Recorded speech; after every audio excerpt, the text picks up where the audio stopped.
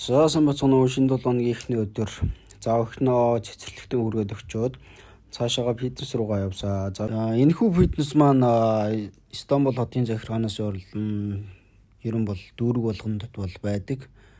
За энэхүү фитнест бол оюутан залуус за тэгээд өндөр настай хүмүүс бол хөнгөлөлтийн үнээр бол хамрагдах боломжтой. За Стамбул хотод амьдарч байгаа Монгол улсын иргэд болон оюутан залуучууд ч гэсэн энд бүртгэлээ хийлгээд хөнгөлөлтөөнөөр бүх төрлийн спортоор хичээлэх бүрэн боломж бол байгаа шүү. За тэгээд эндээсээ гараад консулын газар руу явсаа. Стамбул дахь ерөнхий консулын газар очоод Монгол руу нэг итгэмжлэл явуулах шаардлагатай байсан. Тэргээ явуулчаад за тэгээд гараад ирсэн чинь гадна ийм гоё цас орж байсан. Стамбулд бол 12 сарын сүүлээр за 1 сарын эхээр нэг жоохон цас бол ундаг байгаа. За тэгээд цас унсан ч гэсэн бол Монголын намар шиг бол цагаа гарт байдаг. Өвлөө үйлэрлэн бороо жоохон их орно.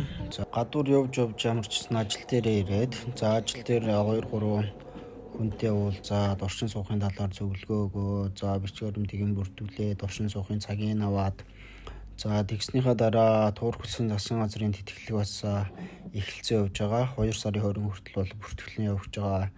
За тэгээд бүртгүүлж байгаа оюутнуудтайгаа онлайнаар уулзаад бичгээрэмтгийн бүрдүүлэлтийг хийгээд за тэгээд өдрийн хоол идээд ажиллаж байгаад өрөө 6 гээд ажилласаа гараад за тэгээ Монгол цэцэрлэгтээр очоод охиноо аваад за охинтойгоо зүг тэгээд гэрийн зүг явсаа. За ингээд өнөөдөр бол нэг иймэрхүү өнгөрлөө. За бүгдэнд нь баярлалаа.